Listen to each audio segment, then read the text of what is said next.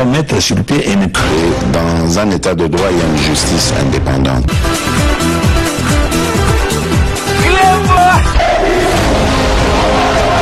Ce n'est pas pour rien qu'il faut des conseils.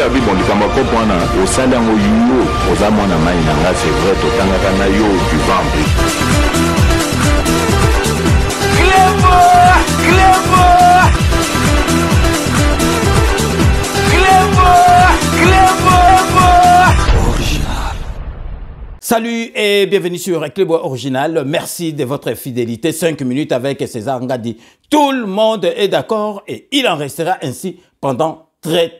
longtemps. C'est toujours avec un réel plaisir que je vous retrouve pour vous présenter votre émission 5 minutes avec César Ngadi. 5 minutes avec César Ngadi. Ndeka Boyebi que 5 minutes ezali émission Oyo ezali éveil patriotique. Émission Oyo et Kitisa Kabino Mitema. Émission Oyo Elobaka bo solo. Émission Oyo et ça la flatrité. Émission Oyo batuba inarango boyebi côté nini bazali. Parce que ba qualifié kabiso César Ngadi mutua jalelo César Ngadi boye mais nakanisi batu oyo balanda émission oyo depuis nga na banda yango ba bike nazali objectif na lobaka makambu avec sentimate na lobaka makambu à la hâte na réfléchissaka pe na lobby yango yango bomonaka na lobaka jamais émission na zongi pour na répéter ou bien na senga pardon. Donc quand je viens devant vous na yebaka makamunini na lobaka émission na biso ya lelo tokolobela actualité boyebi actualité ezali kolobela mingi contrat oyo babengi sikomine contrat oyo l'État congolais a signé qui na ba chinois et petit polémique boyebi makambu surtout ya mboka surtout concernant président de la République et pesakaka polémique et lenginango siko to komi ko comprendre que avec président Fachi congolais a komi ko comprendre politique ya mboka ndenge zalaka parce que bato bele ba baiki liboso te que Sénat musala nango nini cour constitutionnelle musala nango nini ba député musala bango nini député provincial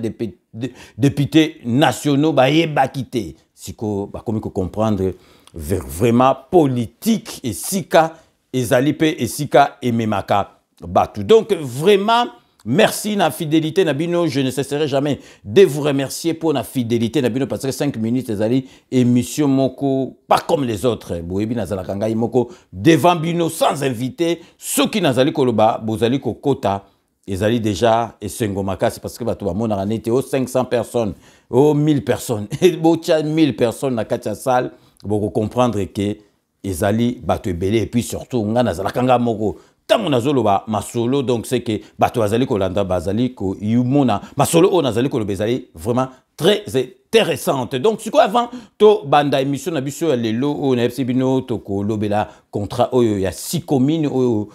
l'État congolais ba signé ki na ba chinois mais boyebi ke contrat wana IGF atali yango donc alingeta atali yango contrat wana donc vraiment eza contrat oyo donc ezali respecté te oyo penza ke ba signé ki yango donc na ba chinois boyebi ba contrat oyo kala ba bandaki ko signé yango on dirait bato bameli lo pipi on dirait bato bameli diamba on dirait bato bameli masanga tozo ebate mais sikoyo boyeba ke Gilles Alingete IGF ezali wana parce que IGF bokansate bandi siko IGF ezalaki banda kanamba zalaki mais ba peseki bango pouvoir te IGF ezali ka rapport na ba société ceux qui pona bani mais président de la République a joué yango a récupérer en caution na kati ya présidence donc bazako kende esikanyo surtout esengeli ba kende mais siko avant to banda masolo na biso alelo un petit rappel parce que avant-hier to monaki bato bazara na France na la 2 donc deuxième chaîne française et à télévision et la gisa qui reportage moko muke reportage penzate la gisa qui ba image moko na kati ya JT na bango ya 20h concernant guerre oya est ba réfugiés ndenge ba vandi na ba kota Goma donc bato belé bazala qui choqué donc c'est normal bato bazala choqué parce que Congolais koki kozala indifférente normalement na ba image wana mais si konele ngana lingi koloba bato ebele bazali ko kanisa ke guerre est et bandi na Félix Antoine Tshisekedi.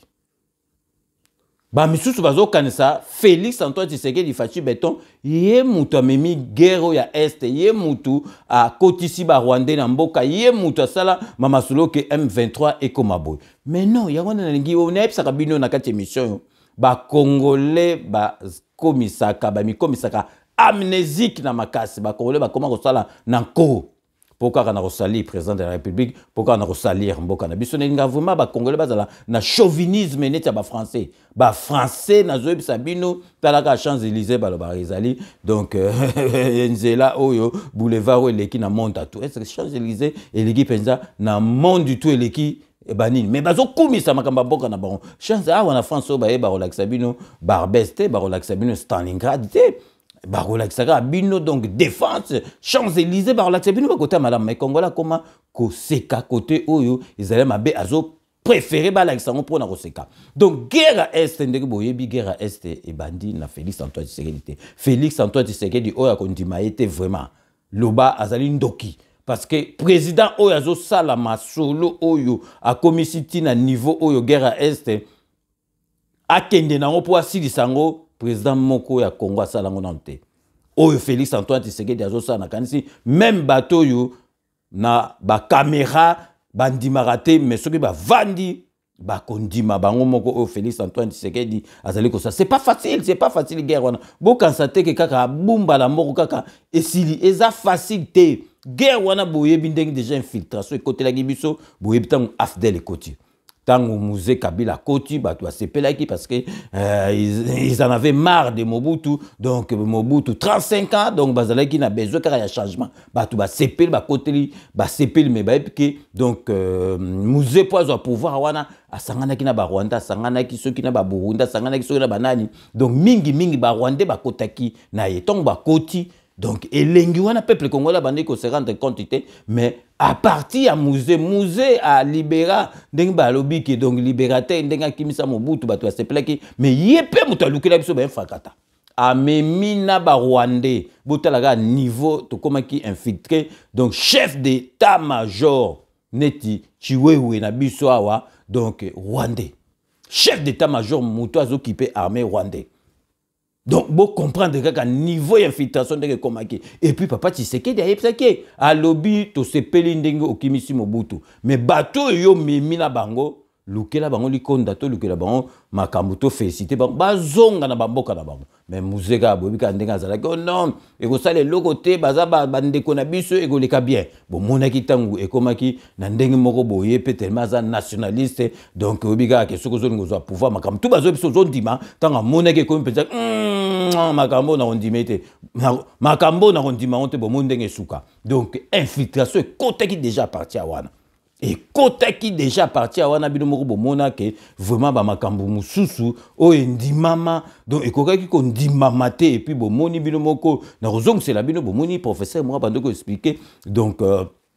ministre na biso affaires étrangères ya époque o ya Kanambe ba kenda penza ba sala ba corps moko donc wana penza donc il faut zaka kiol pondi makambo ba tuni penza bino makambo bozo signer ba corona ba Rwanda oyo na ba Rwanda est-ce que eza solo bo sala ngo donc bato bazo kamwa bien vraiment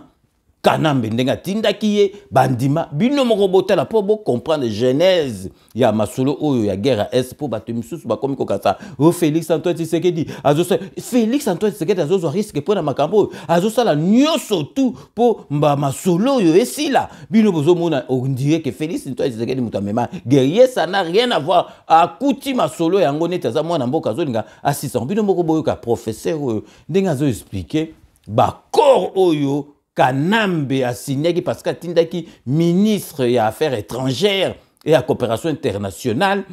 a kende ko signé bakor en tout cas bakor wane bane ko favoriser ba Rwandais ba kota bazwa ba même ba poste régalien na ba fonction moko régalienne o ekutu ba ko zoate mais ba tikeli bango masolo donc vraiment bato yo ba zalaki neti oyo nazo rafraîchir bino mémoire bino moko bolanda vraiment soko za congolais europeso motema pasi. Le 12 mai 2012,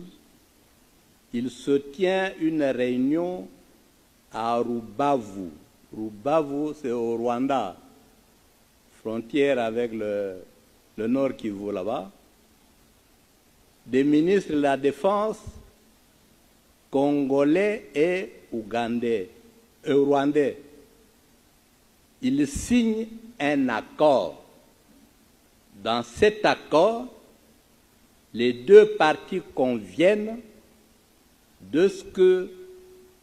les armées rwandaises peuvent entrer au Congo et surveiller les 9 frontières de ce pays. L'accord existe. Nous en avons des copies. Le 18 du même mois, de la même année, le ministre congolais et le ministre rwandais des Affaires étrangères se rencontrent à Kigali. Ils signent un accord.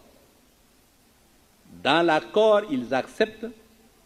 que les services de renseignement rwandais peuvent entrer au Congo, sillonner toute la République pour assurer la sécurité. Ils le font chaque jour. Nous avons accepté, pendant que nous dormons, les autres circulent, repèrent les sites miniers, contrôlent nos frontières, sillonnent tout le pays. Enfin, c'est-à-dire pour l'exposer, parce que les données, nous en avons à revendre. Vous connaissez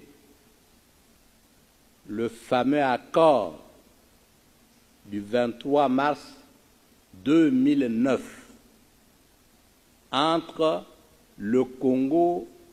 et Kundabatware, le CNDP. L'accord reconnaît aux Rwandais le droit d'être congolais et de participer à la vie politique congolaise, d'être candidat et d'être élu. Nous avons signé cet accord. La partie congolaise a été représentée par M. Raymond Tshibanda, à l'époque ministre de la Coopération,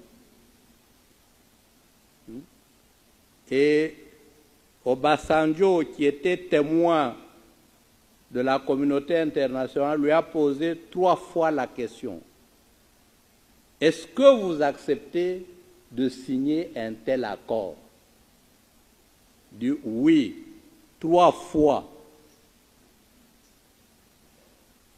Obasanjo a réagi, votre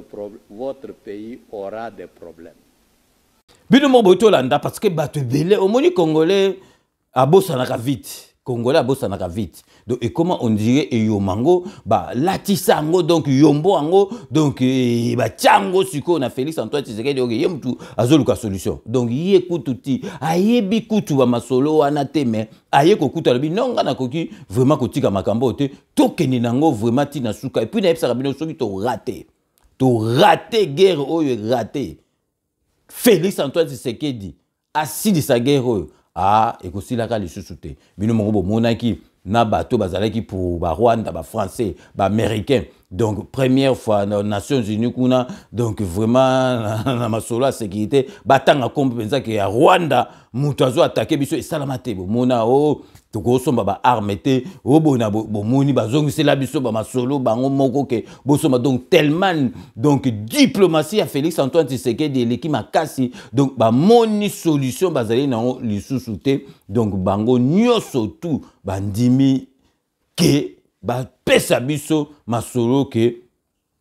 tosombaka ba arme talaka ndenge ezalaki Rwanda zo attaquer biso yaza na droit ya kosomba ba arme bazo pese même ba aide ya armée na yepo somba ba arme mais biso ba tutozali attaquer to kosomba ba arme te donc le monde à l'envers bon comprendre quand même na diplomatie oh ya Félix Antoine Tshisekedi azalaki nango donc vraiment ba kokite bango moko ba craquer qui vraiment ba komi ko loba polele donc sans tricage parce que bande ko loba maté que Rwanda tika Congo Rwanda mutazali ko attaquer Congo na sima M23 zali ya ba Rwandais donc vraiment na ngaki avant na bande mission na biso na sala mise au point wana vraiment mise au point et ça la mapenza pour batu ba comprendre parce que batu misusu ba yebi me basala kanako misusu ba yebi me basala kanako yangona 5 minutes avec César Ngadi tout le monde est d'accord to tikakate toujours zong sakabino n'attend donc avant de continuer sur to kota na sujet na biso ya lelo ya contrat oyo ya 6 communes marqué déjà pause publicitaire, il y a des partenaires, il y a Kodia Simon société, il y a vraiment opportunité, surtout diaspora, comme propriétaire, il y a Bandaku, il y a même international, il y a un pote sur la zone qui est passé, Kolala, na Mutuka. Mais ce que déjà qui boba, donc place à refaser, Mutuka, loué aux yeux, mais vraiment. Kodia Simo et l'autre bateau comme ils allaient parler ndeng batekaka ba parler préfabriqué ba parler donc il y a matériaux durables donc et puis ce que ils a acheté oui en Afrique na kin tout cash mais kuna à partir à 50 000 aujourd'hui ndako ya des chambres et puis à crédit au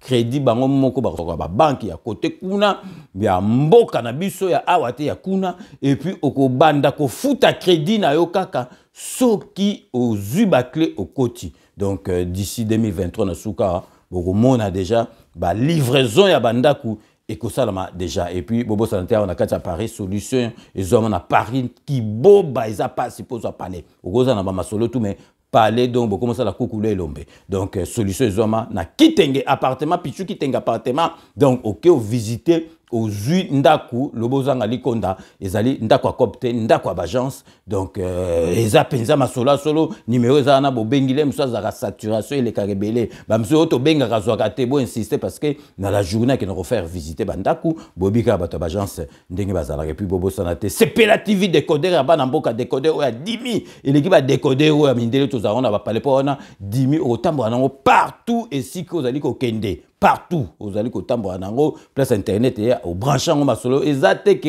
image eza ceux qui ba net non image nengo mona ga ba télévision ya mikili numérique sont numériques donc vraiment bozwa abonnement nango bobo sanate et puis wami business ya ndeko na biso moi si Mireille Wanka qui azali vraiment ko sala nyoso pona ko aider bana mboka pona ko mema biloko na kati ya mboka na avion ou bien na bateau Mireille Wanka que merci na nyoso to azali vraiment ko sala po na communauté na biso pour aider bango et puis bobo sanate donc salon de coiffure za moko na Panama salon de coiffure za moko na Panama soko witi wapi OK wapi ngo kata suki oye na kata Panama il faut ba mema ona Elbinto coiffure joana to sola ki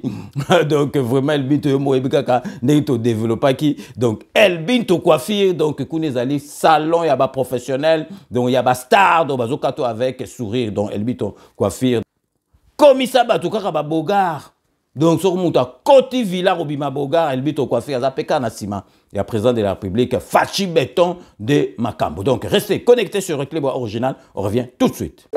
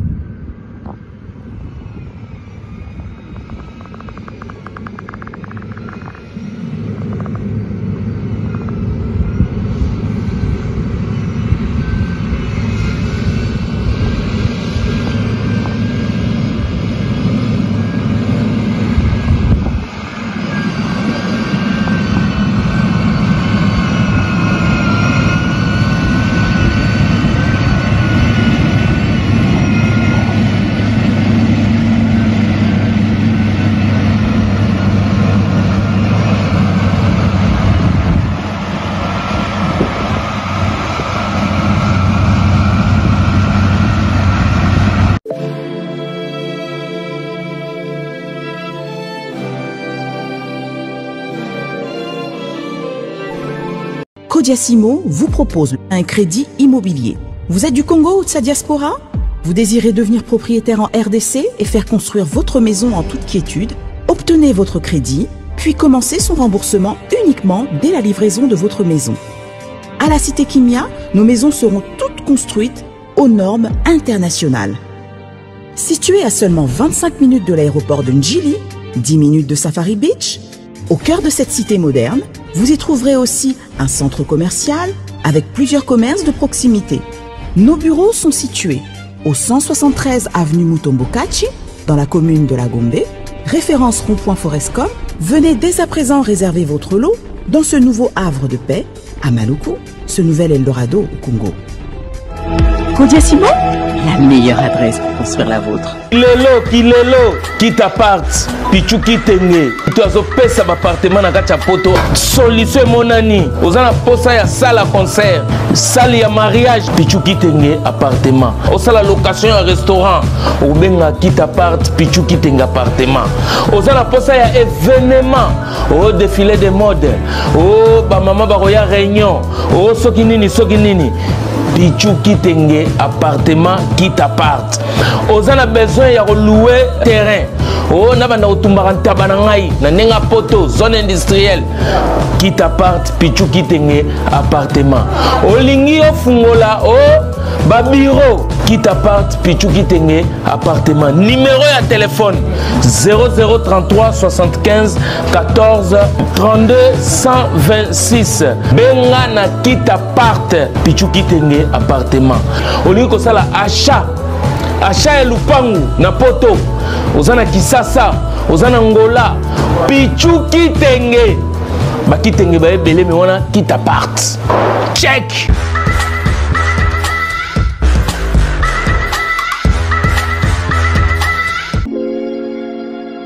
Sepela TV ezali décodeur ya Banamboka. Sepela TV différence nango ezali na ba décodeur mususu o tozalaka nango na kati ya ndaku. Sepela TV botala ngo ezaka mukie. Eza mukie olingi ko voyager ozu yango o voyager nango. Parce que ba décodeur obiso tozalaka nango evandika na ndaku mais Sepela TV déjà eza mukie botala ozu o kolisi yango ka na poche na kosi na poche à veste o voyager o memi yango partout dans le monde ici kazo kende. Donc ozaka na besoin ya câble HDMI, courant na internet. Internet est comme partout, courant zalaka partout. Donc ils en a plus de 500 chaînes yo surtout ya kitoko. Bilengi ba choix ya congolais kaka mutaoye bango. Donc congolais kaka mutaye bango. Congolais kaka mutaoye ba elengi nini yo kaka. Donc congolais kaka mutaye bango. Donc c'est Sepela za ya Banamboka. Bozwa abonnement nango okozwa ngo ya ne mobimba okozwa ngo pe par mois. Au bengi bango na ba numéro na bango bozali komona. Donc Sepela TV ezali décodeur ya yo ya ngai. Donc ezali ya bétranger te ezali ya Banamboka. Avec Sepela TV, tout le monde est d'accord et il en restera ainsi pendant très longtemps. Bienvenue dans le monde de Sepela TV. Sepela TV est le décodeur qui vous permet de suivre les chaînes du Congo en direct de la diaspora. Wami Business, votre agence de fret maritime et aérienne. Vend des produits importés, lait de beauté, vin rouge, blanc, rosé, sel, sucre, désodorisant, eau de javel, savon de Marseille, casseroles et divers articles. À Kinshasa, nous sommes sur l'avenue Maringa 83, direction Assosa dans la commune de Kassavu. Pour plus de contacts, appelez-nous au plus 243 85 018 22 17 0033 75 80 96 032. Wami Business, toujours la qualité. Sur Paris, nous sommes au 5 boulevard Ornano 75 018. Wami Business avec Mama Mireille Wankaki, toujours la qualité. Chez Elbito Coiffure, toujours, ça marche comme ça là, avec la diminution là. Toujours.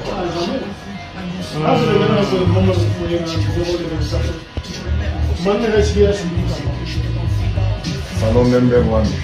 chez Elbito Coiffure. Tu coiffes avec sourire, tu coiffes avec noblesse. C'est Elbito Coiffure.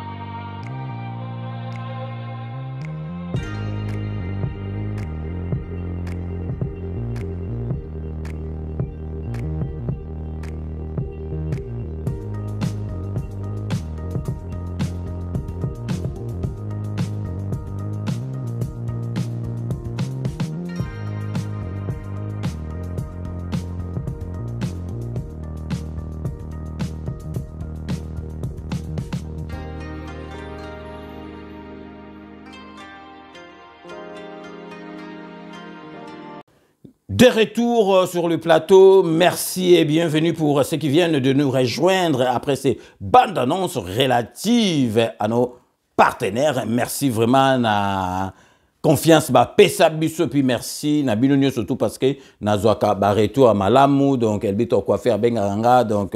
Wami Business benga ranga Sepela TV benga ranga donc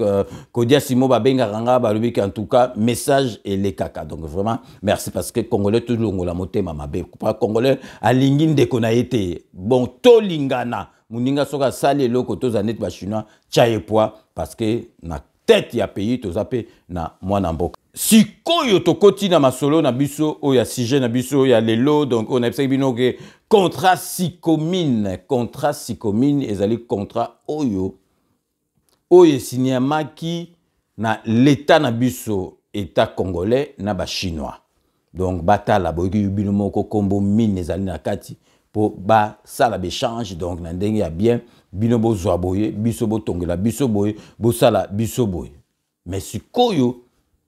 pour comprendre ma solo en bien azali kotie la bino extrait ya émission oyo IGF donc mon conseil IGF alingete alekaki na bosolo na politique a expliquer qu'on en français na lingala penga na zoli bino parti lingala bo comprendre mbeba o ezali na kati ya contrat na yango wana donc alingete IGF et lobby il faut ba revoir ba masolo surtout et puis ba li kondo yo ba banda ko décevoir babanda kiko devoir biso et puis va chinois bazong sont parce que et le comme ezali ki respecter mais ndenge ezali ki na era kanambe ezali ki nango donc kanamba ki paranete moko alors fa ko l'année ba mbonga ba minéré donc ba ndoko ki pété siko alingeta ko eli masolo wana bino moko bolanda ndenge ezali ko expliquer et puis to zongela to décortiquer masolo to expliquer bien donc restez connectés sur Reclebois Original on revient tout de suite. Ndeko Jules Alingete, chef de service, il y a inspection générale, il y a finance, Mbote na yo. Mbote, papa. Outiko ça, la rapport, il y a évaluation, il y a convention, Sicomine appelé contrat chinois minéré contre infrastructure de base, contrat où il signé à 2008, contrat ezako sangisa gouvernement congolais, na lituka ya ba entreprise chinoise, où yo bazana mboka na biso jour pour jour, ça fait 15 ans. Nini tokoki ko simba ya motuya na rapport au bauti ko sala évaluation ya motuya na rapport ya inspection générale des finances ezali rapport ya Jules Alingete nazalaki na terrain te ezali ba inspecteur des finances nde basalaki musala wana ba travailler na Gécamine na ba entreprise chinoise wana na Sicomine ya motuya ezali République démocratique du Congo na ba entreprise chinoise ba yokanaki depuis 2008 que biso Congo to tia ba minéré ba gisement ya Congo o ezali na valeur ya 93 milliards de dollars américains en exploitation ba chinois esengelaki ba mema misolo poto banda exploitation na yango na kati ya exploitation wana ba yokanaki ke Congo esengelaki a bénéficié na biloko oyo 5000 logements sociaux bandako 5000 esengelaki Sicomine atonga 145 centres de santé na ba territoire nyonso ya République démocratique du Congo esengelaki bango batonga ba université ya moderne mibale isa esengelaki na bango pe batonga ba barrage hydroélectrique pour na ko régler pour résoudre des problèmes ya électricité na mboka fallait basa la barrage ya Katende na barrage ya Kakobola esengelaki na bango pe batonga 31 hôpital na mboka na biso, ba hôpital oyo ya 150 lits mbetu na chaque hôpital fallait na mbetu ya da ba nombre ya ba mbetu 150. Et puis basangajaki basalela biso 3700 km ya rail pona ba train etambolaka. Pe balobaki lisusu ke bango esengelaki babongisa aéroport ya Bukavu na aéroport ya Goma. Nenge bayokanaki. Alors biso tant toke ko sala musala ya koyeba nenge nini koyokana wana entre ba société chinoise na gouvernement et salami tomoni ke Congo amemi ba minéré ba gisement ya 93 milliards, ba chinois ba memi eloko te, ba yaki pe na mbongo te. Mbongo o nyonso ba exploiter gisement ezali ba mbongo bazali ko defa na ba banque, ba memi mbongo te. Mais tant ba sali société Congo azali kaka na 32% ya capital, bango bazui 68% alors que ba memi eloko te. Ezali injustice ya liboso esengeli ke to réparer yango. Eloko ami balé depuis ba bandi exploitation wana mbongo ebimi bénéfice o ebimi ezali autour ya 12 milliards de dollars américains. Na 12 milliards wana ba banque o bango bazali ko kende ko defa mbongo ezali ba banque chinoise, ba banque wana e gagné 2 milliards de dollars américains comme intérêt na misolo o ba defisaki si commune. Bango monko ba société chinoise wana o bazana biso na partenariat bango ba récupérer 9 milliards de dollars américains, tandis que l'état congolais na kati ya misolo wana azui kaka 822 millions de dollars azui yango pe en termes ya ba infrastructure, en termes ya ba nzela, en termes ya babiloko sengelaki basala. Mais soki otali na 822 millions wana ba infrastructure oyo bango bazoloba eza 822 millions o basali eloko ya malonga ezali te. Totanga lokola hôpital ya cinquantenaire oyo ezali na Kinshasa bango bazoloba ke basali hôpital wana na 114 millions de dollars. Bana Kinshasa nyonso bayebi hôpital wana bango te batongi yango e banda kala ezalaki bâtiment à l'état inachevé bango baye kaka kosilisa musala. Comment ça peut coûter 114 millions de dollars? Aujourd'hui boulevard du 30 juin awa basalaki agrandissement bazoyebisa biso de Kitambo tina gare centrale pour basala agrandissement 70 millions de dollars. Soko landi biloko wana nyonso omoni vraiment que biso toza floué na kati ya opération wana. Irrégularité mususu biso to constaté ezali te l'état congolais andimaki apesa sikomine ba exonération ya 3 milliards de dollars américains. En plus de ça bango sikomine soki babimisi ba minéré ke na libanda etekami mbongo wana ezongaka na Congo te. Rapatriement ba devise et salamité et salamaka pete mbongo nyonso ya minéré ezotika la libanda. En plus eloko mususu ya suka o esali biso passe ezali tango sikomine azo produire ba minéré a produit cuivre et cobalt azoteka ngo kaka na ba entreprise chinoise oyo bazali na kati ya partenariat. Alors azoteka ngo na moitié prix, c'est-à-dire azokata prix nanga soki atekaki yango na ba partenaire mususu ekoteka ma prix le double, mais azoteke la bango na moitié prix. Politique wana koteke lango na moitié prix et bungisi pe misolo na détriment na biso lokola 7 milliards de dollars américains. Yango wana kolandisa ba irrégularité ba mbeba wana nyonso na tomoni na kati ya convention wana tata mokonzi ya mboka président de la République Félix Antoine Tshisekedi Tshilombo asi alevaki option asi azwaki nzela alobaki yango ete convention oyo esengeli bavanda lisusu to bandela yango po biso nyonso to se retrouver. Congo a se retrouver, bango pe ba se retrouver. Il n'est pas question que toza une convention où biso nde toza ko pesa, toza ko zoeloko morote. Le président de la République a se alevaki option ana. Yango wana na cadre ya ba orientation au président de la République a se alevaki option biso to ebisi bango eloko a liboso esengeli si commune avanda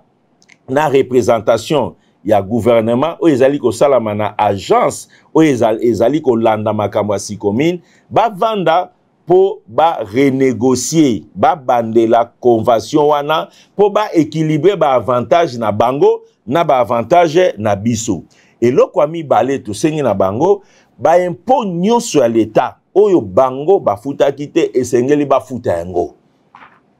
tokotia nyonso en marche po ete Sicomine afuta ba impôt ya l'état ya misadu to senga ina bango ke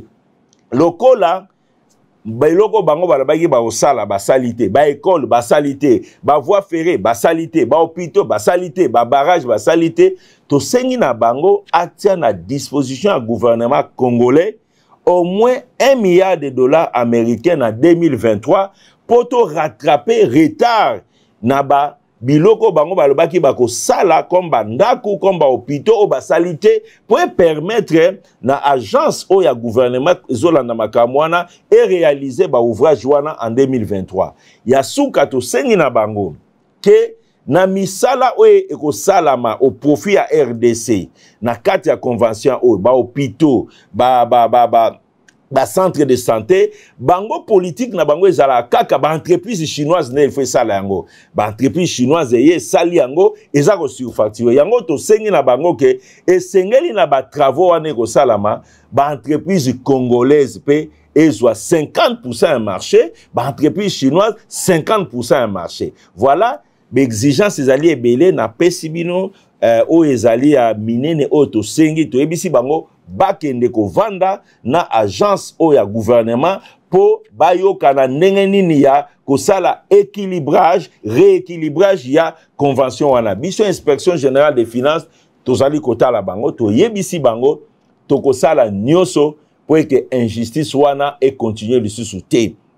ba permis d'exploitation ya Sicomine et kozala renouveler te tant que to réparer ba injustice o te donc toko veiller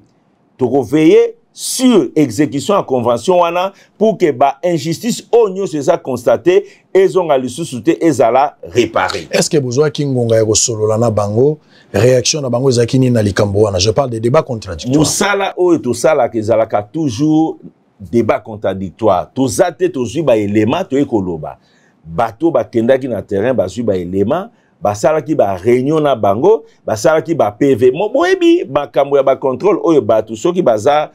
bato botindi ki bango contre mire bazala kaka na ba lolenge ya kolo mais musale salami d'une manière contradictoire toko pesa bino ba chiffre oyo avec détail te soki ezala ki d'une manière contradictoire te donc ba inspecteur ya inspection générale des finances ba travailler ki na bango et to relever ba irrégularité oyo to bengisa ki bango bazala ki kat na salle directeur général ya agence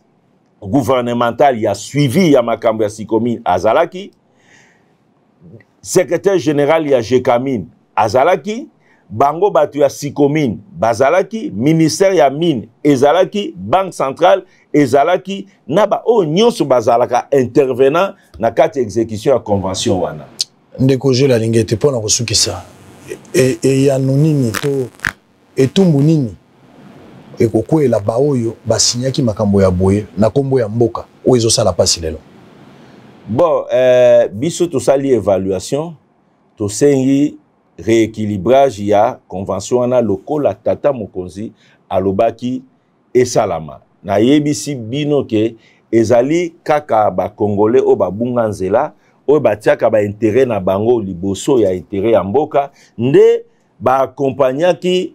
Sicomine na ba entreprise chinoise oyo basala bradage basala colonisation économique ya mboka na biso. Alors le plus important le ezali to réparer ba injustice oyo pour que Congo azonga na ba droit na ye. C'est le plus important. Soki to landi kaka voler ya tosa na bango nini lobby okoyoka kaka oh non règlement politique oh non ceci cela. Le plus important aujourd'hui tout ça la rééquilibrage ya convention oyo Congo azonga na ba droit na ye bango pe partie chinoise baza na ba droit na bango. Mais le quoi les alliés à faire biso to memi ba gisement chacun doit se retrouver. Est-ce que pona ko batela na mbala oyo koya est-ce que bozo kanisa te ko bongola mibeko oyo etali mambi etali kasi ya mwana convention bazo bandela yango il faut ba revisiter yango ba corriger yango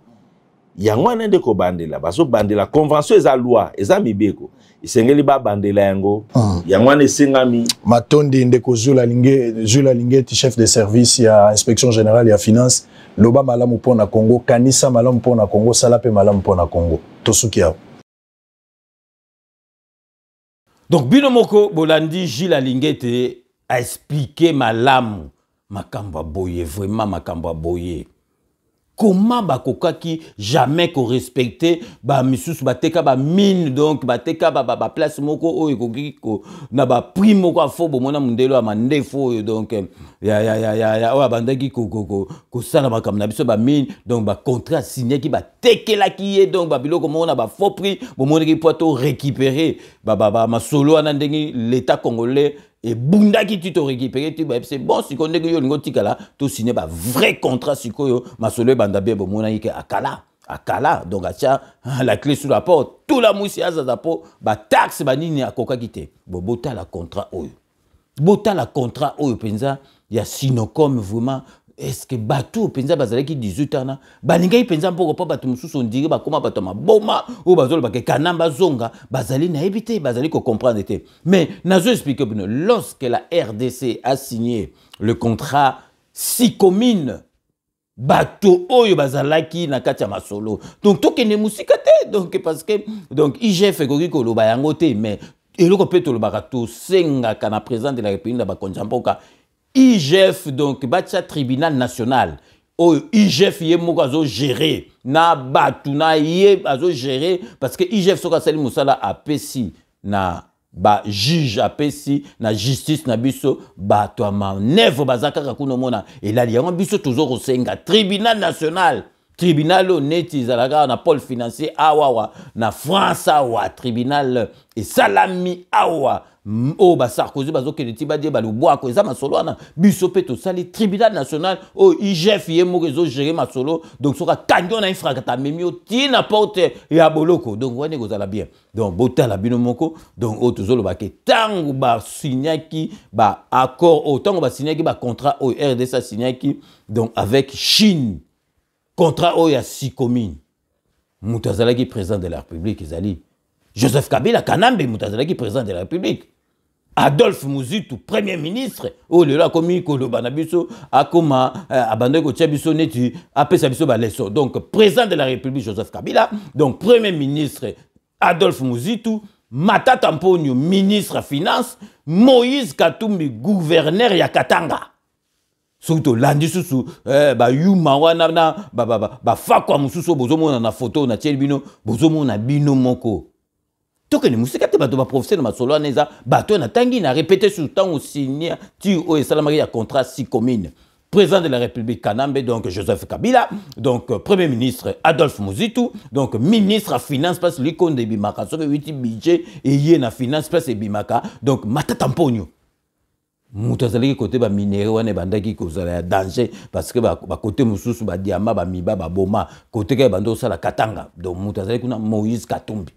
donc sikoyo toko luka susu nini batu wana nde sikoyo il faut vraiment balandela bango il faut balandela bango eza masolo ya kosaka na kutu te donc wana baza bato bozomona na zomsili bino ba photo ba ndoki penza ya Congo est-ce que bato penza bazalaki na motema ya kobongisa Congo bazalaki penza na motema penza ya kobongisa Congo bato penza donc en tout cas eza pasi na ma na motema ba chiffre o ngana kotiela bino moko boko kamwa pendant que donc Alingete azolandela masolo quelques journalistes ba ndoke ba journalistes boye bango ya haine ba pesa bango mbongo na bato ba profita na ba mbongo oyo biso tozali ko luka et tombola mboka donc bazali ko critiquer bazo oser ko critiquer Alingete na IGF IGF sali masolo IGF sali masolo boye to landa expliquer donc makamando ne ko sala jamais et koki ko sala jamais donc contrat il y a Sicomine, Botalaga n'a pas ça comme exemple. Botalaga a 2 km, donc moins de 2 km, boulevard Triomphal. Ils ont moins de 2 km. Boebi écouta combien 30 millions de dollars américains. Vous se rendez compte? Aucun document, donc, boulevard Wana Bomona devant Palais du Peuple, ils n'ont même pas 2 km. Écoute, 30 millions de dollars américains. Donc vraiment Makamba penza ezali vraiment penza donc ezali penza Makambo penza mutalingi mboka bakosa ndengwana de même pas moins de 2 km donc salama 30 millions de dollars américains. Vraiment ça passe na ma motema bota la liste on a tiré bino papier bota la bino moko ba chiffre oyo ya ba misala oyo bando sala misusu salama misusu salamate botala kaka bino moko ba monta ba million kaka na ba million kaka na ba million ezali donc ba chiffre moko ya pamba te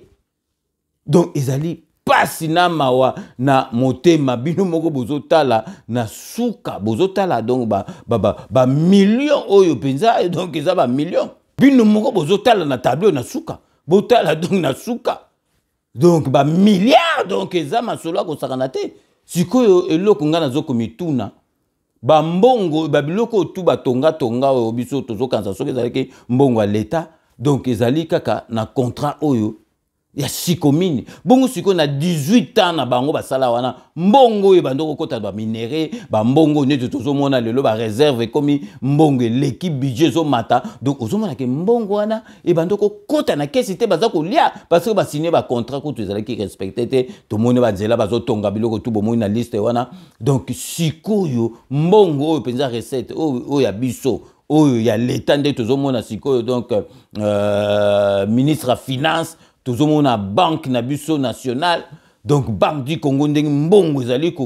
kotonda mais siko bango mbongo wana bandaki kokende wapi po kaka bo comprendre que bandoki wana bato bazali kokosana il faut bo s'enrôler il faut bo kene ko s'enrôler pour vraiment to voter bato biso to lingi parce que bato wana bakoki ko zongaka jamais au grand jamais donc ya wana na lingaki vraiment na beta sete lelo po batu bakosa binote contrat oyo tango signame RDC est signé contrat na ba chinois oyo sikomine nana azalaki président de la République kanambe mutazai président de la République Joseph Kabila mutazai président de la République premier ministre nan Adolphe Muzito ministre finance Matata Mponyo gouverneur ya Katanga Moïse Katumbi bon sikoyo donc boko lukaku to ben frakatanga bana bango mutu basina ba contrat ya ndengo bango mutu ba profita na mama solo oyo donc lelo zaleka vraiment fallait na beta c'était parce que batu ba comprendre en bien pour batu ba comprendre bien te bazali likolo donc bo comprendre penza que ba ndoka Congo bazali bato bozo mona na tisu na photo bo mona bato ba profiter na masolo bozo signer ba contrat moko donc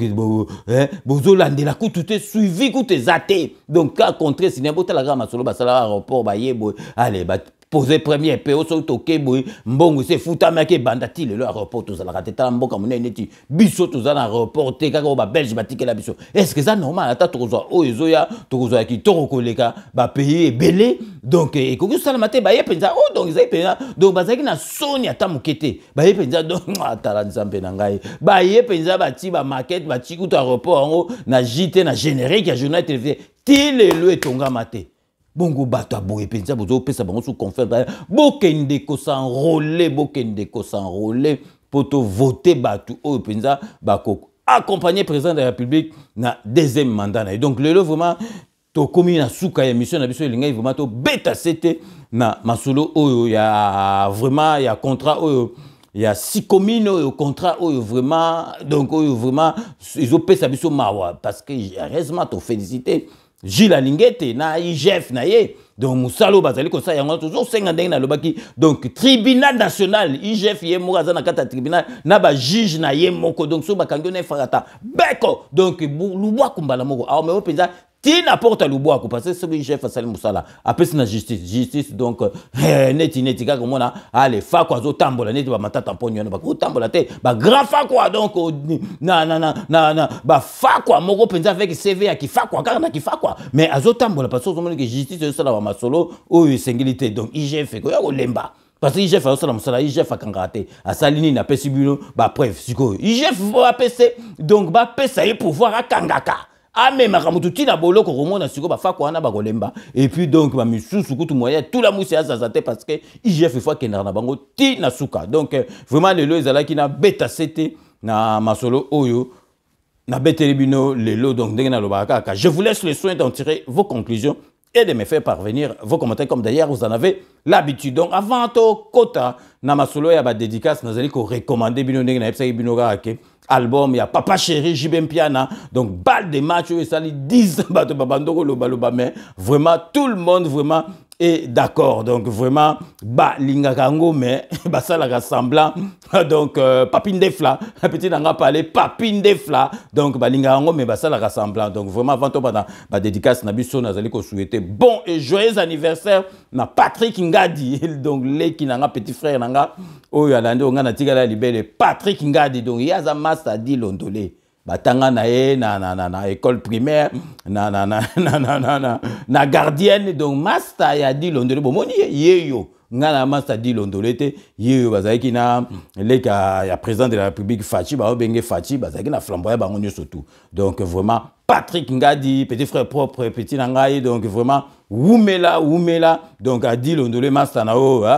j'espère ko benga ki donc master no yewana benga a été au fêté donc le 21 c'était hier donc anniversaire nae donc Patrick Ngadi fois de plus bon et joyeux anniversaire Oumela petit nanga sikoyo vraiment to kei na kati ya ba masolo boyebika ke ndenge to bandara toujours ba remerciement na biso na honorable Jean Moutala na kati ya Londres. Honorable Jean Moutala merci na nyoso tout au sala rapport na 5 minutes avec César Ngadi. Mes compliments à madame ton épouse, donc vraiment na fidélité na épée na ebi qu'elle andara 5 minutes et puis tu toujours na kati à Londres pour na repérer ça. Jano Matundu merci na surtout ça la rapport na 5 minutes avec César Ngadi toujours na kati à Londres tu allez copier ça. Marie à la beauté naturelle merci na surtout au ça la rapport na 5 minutes avec César Ngadi na kati à là pour na copier ça mbote na putu de yalo la petite sœur propre Poutou de Yalola, merci. Na surtout au sala rapport na 5 minutes avec César Ngadi Tokei na Katia Suède pour na repé sambote na fidèle de fidèle au a fêté qui donc dernièrement fêté qui anniversaire naie Thérèse Kamani, merci na fidélité na yo et puis na surtout au sala rapport na 5 minutes avec César Ngadi. Toye awa siko na kati ya Paris pour na repé sa Claudine Kanza ozali ka moi donc santé tungiso muke mais nzamba ko batela ozonga en forme Claudine Kanza na Paris merci na surtout au sala rapport na 5 minutes avec César Ngadi toke siko na kati Espagne pour na repé sa Beloti Mavungu vrai chéri na ndenga mukete Beloti Mavungu merci na fidélité na o na surtout au sala rapport na 5 minutes avec César Ngadi tozongi lisusu na kati ya Paris pour na pesa Agnès Mababa petit sœur propre Agnès Mababa sambela kama kasi chaka mabolongo na kana se pour na ko batela mboka pe na ko sambela pour na président de la République na biso et loko mabe et yela été donc likaka na kati ya Paris pour na pesa président Bob Massala donc via petit nae donc via petit nae ma solo président Bob Massala. Merci, Nanyo surtout au sala rapport dans 5 minutes avec César Ngadi Togobo Sanate, Madame Le Point, Nakatia Pointe, Madame Le Point, donc Madame Clémence, donc Togo Saniote, Madame Le Point, merci, Nanyo surtout au sala rapport dans 5 minutes avec César Ngadi Togobo Sanate, Mike, donc en relais à Madame Le Point, il va se reconnaître, donc merci, Nanyo surtout au sala rapport dans 5 minutes avec César Ngadi, toujours, Nakatia Pointe, vous allez couper sans beauté, Maman Nabiso Bilonda, donc yé. A Koki Koraté 5 minutes. Merci la fidélité nao maman Nabiso Bilonda. Donc qu'est-ce que na Katia Hollande pour na repérer ça le grand producteur de renommée internationale Fridolin Bonkomo merci Nanyo surtout au sala rapport na 5 minutes avec César Ngadi qu'est-ce que na Katia Suisse pour na repérer ça Zoro Mabiala na Katia Genève Zoro Mabiala merci Nanyo surtout au sala rapport na 5 minutes avec César Ngadi toujours na Katia Suisse pour na repérer ça Ambro Jenny Suisser merci Nanyo surtout au sala rapport na 5 minutes avec César Ngadi Tozongi awa na Katia Paris plus précisément na Rennes pour na repérer ça Igor Balox petit nanga Igor Balox merci Nanyo surtout au sala rapport na 5 minutes avec César Ngadi toujours na Katia Paris Chai Mukenge Chai Wabalenge la mon voisin Chai Mukenge Chai merci Nanyo surtout au sala rapport na 5 minutes avec César Ngadi na madame Tchala Mukenge Chai merci na yo pe na yebi ki olrataka émission te Jérémy Kuna, donc merci, na nyo surtout au Salarapo, na 5 minutes avec César Ngadi, Boibika qui est subisaka toujours, ba remerciement na biso, na Dokotolo na biso, ou ya salaka émission malamu ya kitoko, ou to sengi na binobo landa gezali pour na santé, parce que ceux qui santé, ezali malamu te, au salaka et le côté, donc on fait allusion, donc na docteur Nabiso Dokotolo, Jean-Paul Djamba. C'est la fin de ce 5 minutes avec César Ngadi. Merci de l'avoir suivi. J'ai eu vraiment l'immense plaisir de vous présenter la dite émission. Nous allons nous retrouver avec grand plaisir dans 24 heures pour un nouveau numéro. D'ici là, portez-vous bien et à très bientôt. N'oubliez pas, tout le monde est d'accord et il en restera ainsi pendant très longtemps. Bobo Sanate Kanambe Akozwa Masolo Nambuchu Penadikos.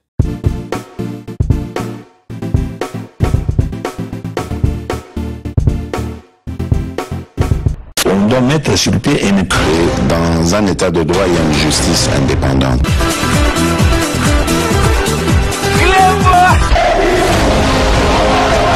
Ce n'est pas pour rien qu'il faut découvrir. Clément